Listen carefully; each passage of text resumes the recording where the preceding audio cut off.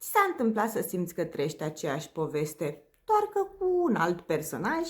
Parcă totul începe frumos, dar la final ajungi în același punct, cu aceleași întrebări, cu aceleași răni, cu aceeași durere. Și atunci te întrebi, de ce mi se întâmplă iar și iar aceeași istorie? Adevărul este simplu.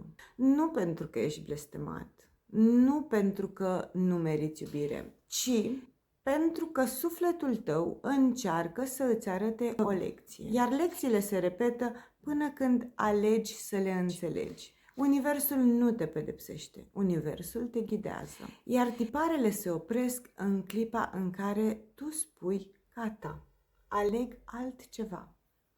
Asta facem în ședințele de psihotarot. Punem lumină acolo unde este confuzie și înțelegem ce trebuie vindecat, ca să nu mai repeți aceeași poveste.